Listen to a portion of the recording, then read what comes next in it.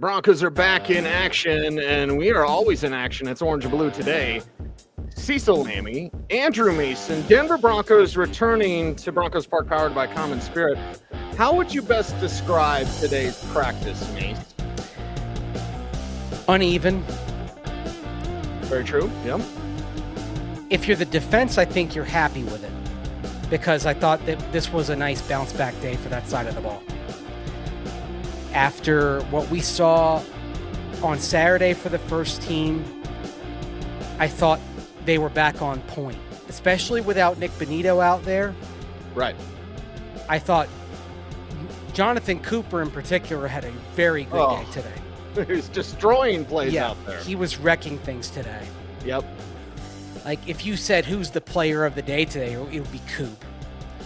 And so because I'm going to say glass half full, I'd say this was a good bounce back day for the D. They dominated in the red zone. They ended up winning move the ball. They end up winning move the ball after the offense had a couple of plays. Bo Nix had a couple of nice passes, but then, as you saw right in front of you, ended with a very bad decision by Bo Nix that he didn't have to make because the scenario was tie game, end of the second quarter. So it's not like it's end of the game, down 4, you got to try to get it to the end zone. He's throwing down into traffic, heavy traffic, looking for Michael Bandy, and it's not a throw that he has to make because they're already in field goal range. And Jaquan McMillan with a nice read on the ball to get a pick, but it's not a throw that Nix had to make. So good read by Jaquan, bad decision there by Nix. But on the whole, the defense took the day. And after what we saw on Saturday and in the back half of the Thursday joint practice, for that side of the ball, you're encouraged by the way it rebounded. Yes. That's kind of where I sit on today's practice. And I believe, I was watching the clock, I believe there's like 30 seconds left when that play happens. Yes. And so it's 3 mistakes. He doesn't need to make that throw. He certainly shouldn't throw into traffic. And Michael Bandy's not a big guy. He's not going to win that jump ball. Right. And Jaquan, I mean, what a play. But it's also Bo making a poor decision there in a part where he didn't need to. Yeah. So that's one when they watch the film, they're not going to like that on the offensive side. Bo's not going to like that. Yeah. Sean Payton's not going to like that. They're going to want that one back. And I felt there were a couple of throws for Bo Nix today. There was one to Troutman, I believe, that was on their left, so my right, as I'm watching him come towards me. And it was just a little bit outstretched, or Troutman on the right, excuse me. So my left, their right.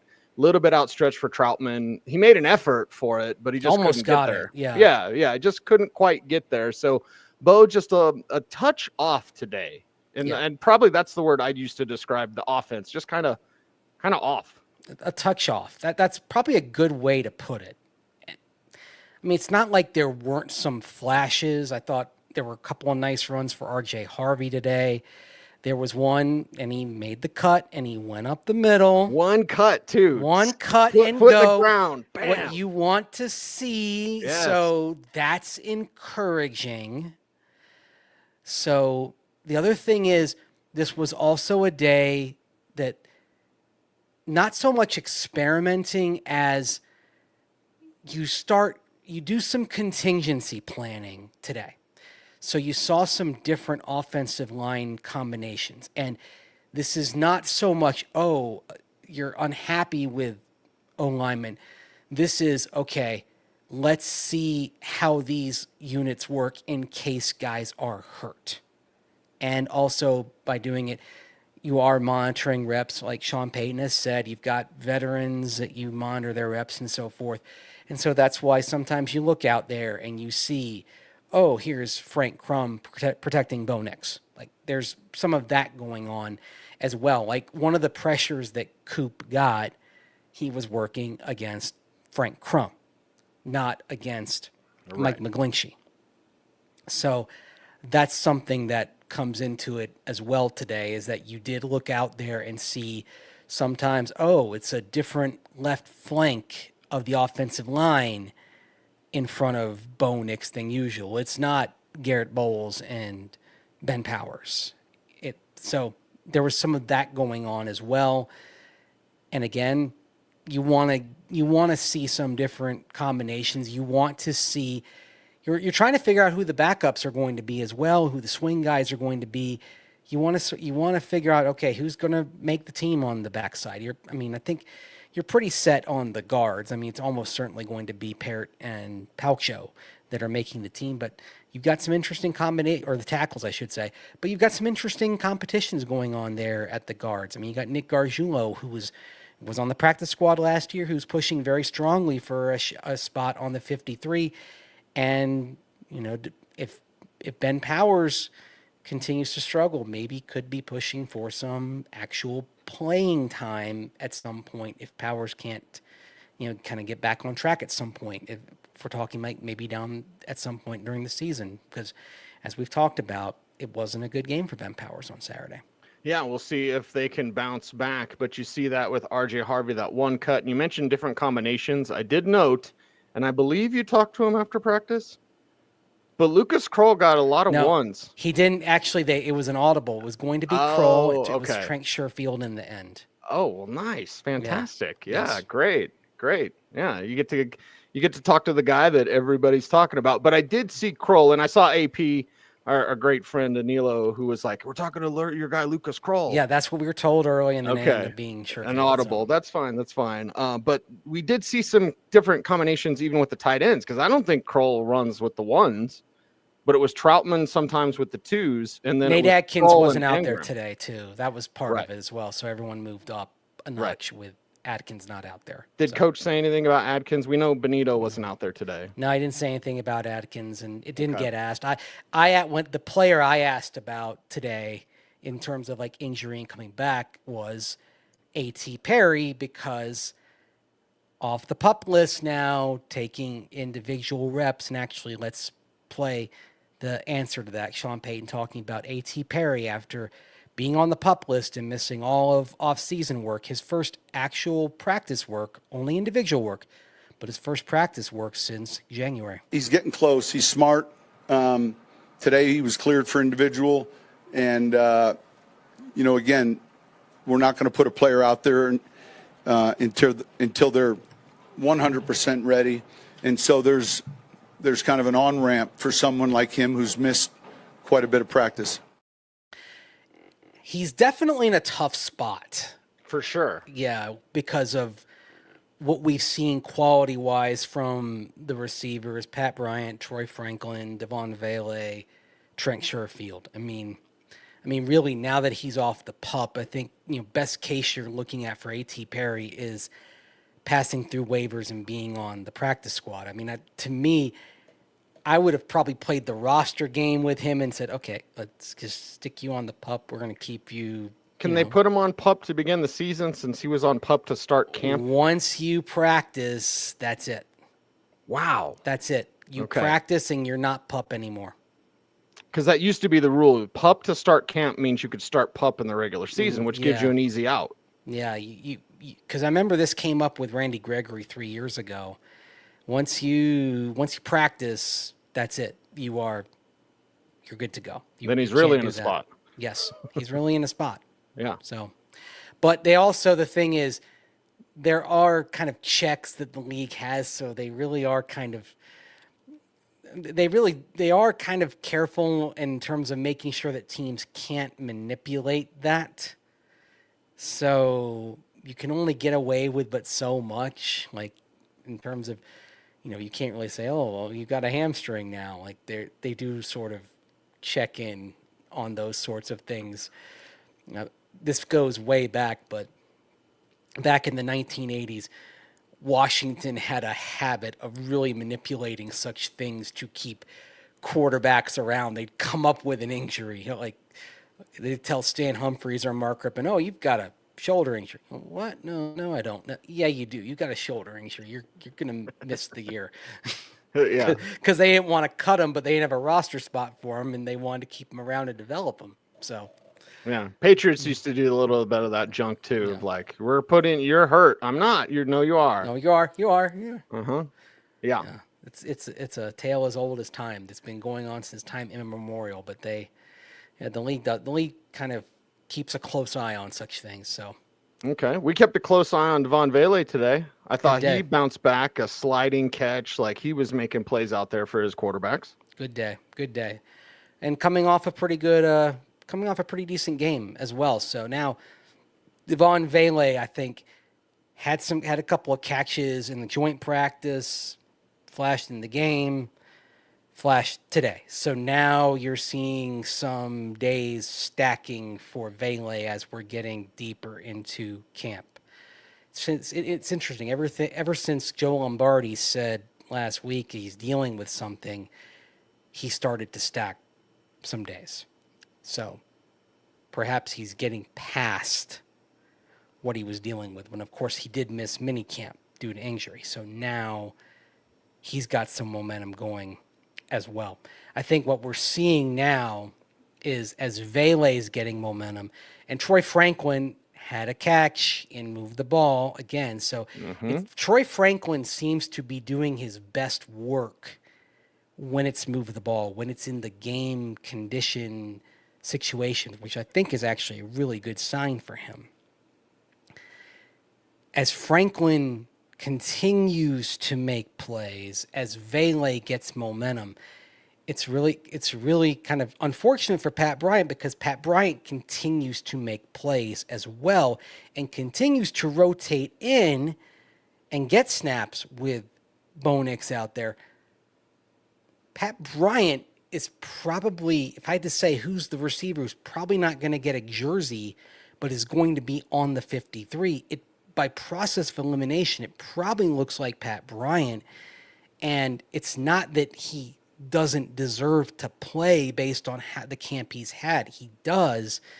But again, it's testament to the quality of that room right now that somebody who I think clearly can play, clearly could help. Pat Bryant, I think, if he's out there, would help this team, but there probably is not room for 6 receivers to be active, and he may be the odd man out in terms of being on the 53, but might just be watching in sweats unless somebody gets hurt.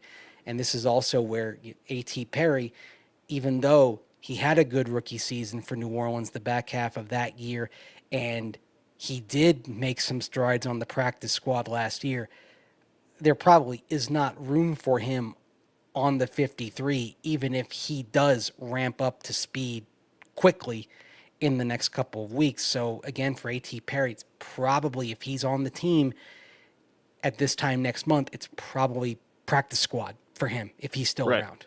Right. And one thing, we saw a lot of different players, on special teams. Pat Bryant was one of those players working special teams. Before we get to the defensive side, and no Benito, we'll talk a little more about Cooper and Singleton and Greenlaw. I got to pick your brain about Crawshaw. Yeah. As I'm sitting there, Josh Dover's like, you got to ask Mace, what's going on with Crawshaw? Because there were a few special teams like segments, as there always are in practice. 2 punt periods today. 2 punt periods today. Okay. And Got Jeremy in the Crawshaw, notebook here. a lot of people are wondering, is he gonna be all right? Is the kid all right, Mace? All right. So, I mean, you heard Sean Payton talk today, and he referenced a conversation that he had with Thomas Morstead, a punter that he drafted and had for many years in New Orleans. And he talked about how Morstead was basically praising Crawshaw's attributes, his ability. And the way Peyton was talking, he was basically kind of reciting Morstead's words as if they're kind of gospel. And I think when you're a head coaches don't really understand the ins and outs of punting, so they're going to lean on the special teams coach, or they're going to lean on somebody. He's going to lean on somebody like Morstead, who he trusts from all those years together in New Orleans. So clearly, they believe in Crawshaw. I asked Trent Sherfield about Crawshaw, and he's talking, the way he's talking about the way he can get the punts down, the type of weapon he can be. as a placement punter, and he was talking about how it's like a quarterback receiver relationship as far as like learning the way the ball bounces when it hits the ground inside the 10, inside the 5, and how that's coming along pretty well. So like, this is still a team that they believe in this guy. That those 3 punts on Saturday in the game, it does not appear to me that this has changed their belief in him, because they see it every day in practice. So they're trusting the broad sample size of what they're seeing day in and day out. So, okay, 2 punt periods today. First one is they're back deep in their own territory, so they're not thinking about placement inside the 10. This is more of the grip it and rip it, okay? And so you got 9 punts, and 7 of them are, well, actually, 6 of them are hang times of at least 4.86 seconds. And those 6 punts, Cease, their distances are 56, 64, 60, 68, 61, and 61 yards. Okay, they're missiles. The other 3 that are the hang times are 4, 39, 396. Those are 41, 46, and 49. And there was one punt in particular. He had got a high snap. He adeptly fields it, gets it down. This was his best punt. Off a high snap, it's 61 yards. That's a hang time of 5.3. That's an incredible punt. And this is the thing, like, you see these, so 2/3 of these punts are fantastic. And then it's the other 1/3 again. So when you've got in 4.049, it's not tragically bad, okay? It's not like that third punt. So it's funny, on Saturday, the third punt was 3.28 in hang time, and it's 50, and it ended up being 50 net and gross. So the result was great, but the punt wasn't. So you're happy with the result, but you weren't happy with the form. But none of those were bad. Like, if the worst of those was 3.90 hang time on 46 yards, that wasn't great, but it wasn't like, oh my gosh, that was awful. Like, they weren't like, it wasn't great, but it wasn't like that. It wasn't like, oh God, that was a shank. It just wasn't great. It was sort of subpar. Now let's go to the placement. We get to the 7 punts here at the end of practice, and this is from midfield. And nothing like the placement that he missed where he got it. It only came down at the 20. All of these were inside the 20. One of them was at the 16, so that was sort of meh. The rest of them were anywhere from the 5-yard line to the 13-yard line. And the one that hit at the 5 took a bounce and then was downed at the 1. And all of them were hang times of at least 4.68. So those all hung as long as you want them to. 4.68 on all those punts coming from the 50-yard line on in. That gives your coverage team plenty of time to get down. That is sufficient time for your guys to get downfield. Now, you'd love those things to all be inside the 10, but 4 of those 7 were the 11-yard line or closer. So you're getting the job done. All of those are better than a touchback. None of them went into the end zone. So that he did pretty well. So it was a nice bounce back for him in general today. But again, it's got to be done when the lights come on. That's the thing. Got to be done when the lights come on. Don't be nervous, kid. By the way, you're the only one other than Darren Rizzi that could do that. So we appreciate you, Mason. We appreciate our sponsor of Orange and Blue today. That is RamosLaw.com. Today's episode of Orange and Blue Today is presented by Ramos Law, the official injury law firm partner of the Denver Broncos. Ramos Law was founded by Dr. Joseph Ramos, an attorney and ER doctor, to provide exceptional care to those injured in accidents.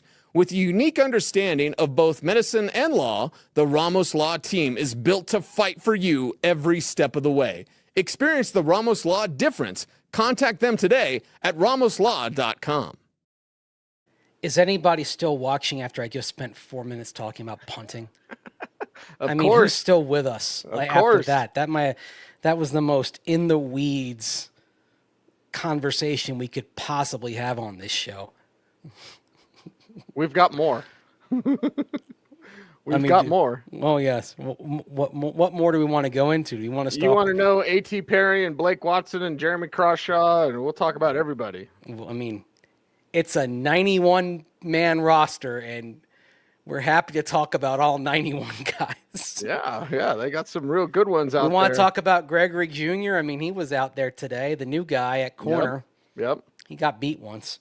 What number was he wearing? 30. Terrell Davis's number. Yeah, I saw that, and I was like, Yes, wait. 30 is not retired, by the way. I know some people believe it should be. It's not. So it's always weird to see, with all due respect to Gregory Jr., it's always weird to see a kind of random player that just gets brought in the middle of camp wearing TD's number. Like to this day, and TD hasn't been here since 2022 camp, and it still throws me off to see somebody else wearing that jersey number. Always will. Yeah. Even with the new jerseys and the new threads. Doesn't matter. I saw the 30, and I was like, I don't like It that. doesn't look right. It doesn't look right at all. Right. I mean, there are 227s out there, even with the new template. It's like, that's Steve Atwater or Darren Williams. Like, Right. It belongs to those two guys for me.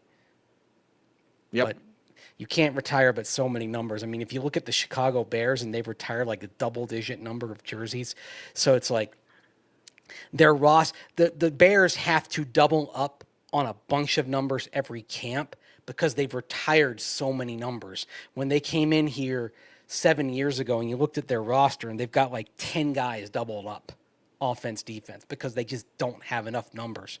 I mean, what's going to happen with the Bears someday? Do they have to go to triple digits and have a guy who's number 102?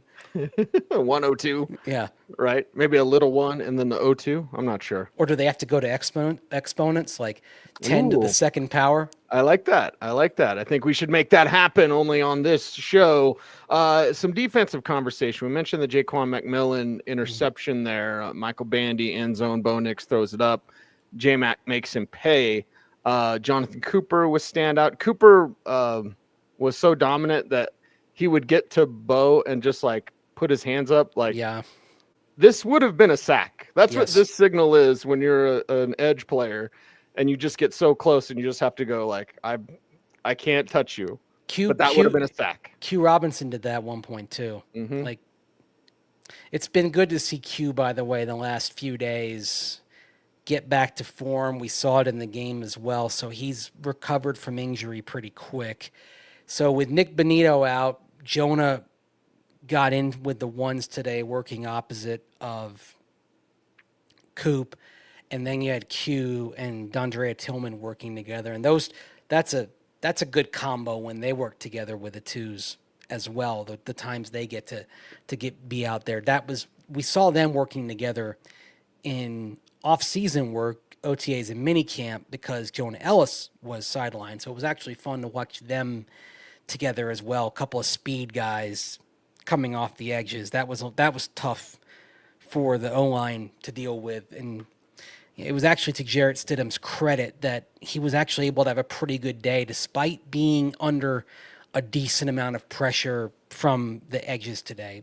A very good day for Stidham, by the way. Yeah, and you wrote Very about good. that at denversports.com. And like that, look, I don't understand the people that don't like Jarrett Stidham. Like, he's not obviously better than Bo. Nobody should be saying that, but like, you're gonna be all right, you know. Stidham has reached the point now in this scheme, the comfort level in this scheme. He's processing quickly in terms of what Sean Payton's asking him to do, to where now I don't think you're going to see him have that sack rate like he did 2 years ago. Like, that was a problem. It didn't help having Cam Fleming at right tackle in place of McGlinchey against the Raiders in that season finale. But sack rate has been a problem for Stiddy when he's been in there over the course of his career. Now that he's processing quicker and he's making quicker decisions as a result, I think if he has to go out there, I don't think you're going to see that sack rate be as high. And because of that, I think you'll see him be more effective. And what is the old cliche? If you have a backup out there against, say, a typical 4-game stretch, which is, say, one elite team, one shaky team, and 2 teams in the middle, could you go 2-2 against a typical 4-game sample size with that quarterback? I believe the Broncos could go 2-2 with Jarrett Stidham at quarterback. Now, if you maybe 3-1, yeah, say Stiddy was the quarterback for the first 4 games against. You start off Titans, Colts, Chargers, Bengals. I think the Broncos would go 500 with Stiddy in those games, which is exactly what you would ask if you had your number 2 quarterback in there. Keep the thing afloat. I believe they do that. Put it this way. If Stidham has to go out there, I'm not in my mind thinking, oh, they're screwed. They can't win this game. I don't believe that anymore. Now, a couple of years ago, I would have said, okay, they don't have a shot. You know, I'd look at some games and say, okay, this is not going to happen. Watching him run the offense. By the way, when they rotate the tight ends, they move them around. Seeing him with Evan Engram, those two have some good timing and cohesion together. I think if Stidham had to come in, you'd see Engram have like 10 catches. Those two are really on the same page. So that would actually be something to watch out for. If Stidham, from a fantasy perspective, if Stidham comes in, I would start Engram if I had him on my fantasy team, because I think those two would eat together. So I think with Stiddy now you have a fighting chance, whereas I don't think you did 2 years ago or maybe even last year. But the comfort level in scheme, I think, is going to manifest if he has to go out there. I've said it a million times. You don't win Super Bowl 50 without Brock Osweiler. Yeah. And it took 4 years for him to reach that point. Yep. So before we go, do we want to touch on how Sean Payton went from 14 things he was ticked off about to 17? Let's do it. All right. So it came up. Our good friend Chris Thomason Love that guy. was the one who brought it up. And here's Sean Payton with his expounding upon the things about which he was rankled on this recent trip to the San Francisco Bay Area to Silicon Valley. There are a lot of different things, and none of which I'm going to go through now. You know, when you take your first road trip and you're seeing it through my eyes, there's certain notes you make, and then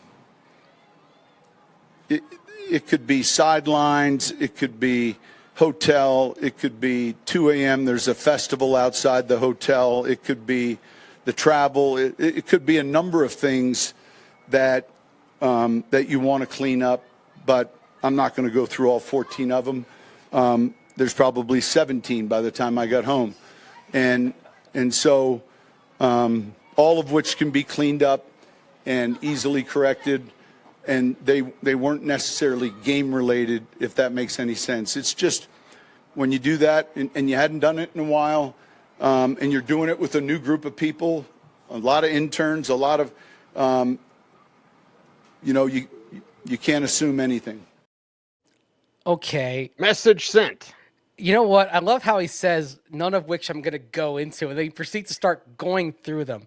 By the way, like the festival at 2 a.m. So there was actually a jazz festival in downtown San Jose last weekend from August 8th through August 10th. So I'm guessing that means the Broncos were staying somewhere in downtown San Jose, either at the Fairmont or the Marriott, because those hotels were near where the festival was going on. I think that was like what was keeping them up. So Man, like, that's funny. Like, Yeah. it's funny, but it's not, because you imagine that there's probably somebody, Some poor intern got chewed out. some poor people read the riot act, unfortunately, which probably is not funny. Not But from Sean. no, but I mean, it's look, coaches are persnickety about these things, to put it kindly. And I mean, I know this from, I've worked in NFL organizations. I mean, Mike Shanahan, it was like the details like were insane, like that we're obsessed over. And you don't realize until you're outside of it how crazy some of the details that get obsessed over are. Like, when you're inside, you kind of accept it. When you're outside, you're like, oh my gosh, that was so crazy. Like, just the smallest things are just kind of blown up, the smallest minutia. But when you're looking for an advantage, every little thing comes into play. So, Yeah. that's, And when you want to get in the zone, you know what I mean? You want to do what you need to do and have everything the way that you want it, so that you can concentrate on doing what you need to do. that the whole thing is like having it just so you don't think about it. You want to have everything smooth as glass, so you can focus on the things at hand. Everything's smooth, so you know that you can focus on the things that are beyond your control. Like, you want everything within your control to be perfect. And like, some things, now there are some things you can't do anything about. Sometimes you have flight delays, you can't do anything about that. I mean, that's just a matter of, nature and, equipment and whatever. I mean, I remember being on a Broncos trip coming out of Kansas City once and sitting in an abandoned terminal until like 2 a.m, right? I mean, sometimes that happens. Or sometimes like, oh, but they got to go get another plane, like, because there's a malfunction, there's something wrong with the plane they've got. Well, you don't want to, I mean, you don't want to say, hey, there's something wrong with the plane, but we're going to take off anyway. No, go get another plane. I will wait, right? Right. I mean, right. That's easy. yeah, we're not taking off anyway. No, we'll wait. I'm happy to wait. I'll wait. I'll wait 12 hours for a safe plane. Thank you. Please and thank Yes. you. Mace will continue to watch this team and With great continue interest. to see them ramp up in that Thursday practice. Yes. Get to see PS2 against Marvin Harrison Jr. Can't wait. Harken back to when Pat Surtain the elder went against Marvin Harrison the elder. Mm-hmm. How about that? We get to see Trey McBride against these inside linebackers. Ooh, big test right there. Yep. Yeah. Yep. So Good luck. We'll be out there tomorrow, see what kind of energy they have. Maybe they ramp it up, what have you. But and I like Jonathan Gannon as a head coach for the Cardinals. So a better team than some people think. I know it's Kyler Murray, but still, like, got some weapons. I like the style of quarterback as well. Kyler Murray, after facing Brock Purdy in a very system-oriented, with all respect to Brock Purdy, he's kind of a by-the-numbers quarterback, right? And now you face a chaos quarterback. Someone who basically is completely beyond structure. That's good. It's good to have that contrast week to week. So now you see something different. This is healthy for the Broncos to get a glimpse of something that I think is 180 from what they had last Thursday. Because that's also life in the NFL, is pivoting from one thing to something completely different in 7 days. So let's go, get at it, see what they've got going against Kyler Murray and company on Thursday. Can't wait. Jay-Z said, on to the next one, on to the next one. And we are here for you. Before we're out of here, getting so close to 20,000 subscribers on YouTube. Mace, how can folks help us out? Like, comment, share, subscribe, hit that notification bell, so that you never miss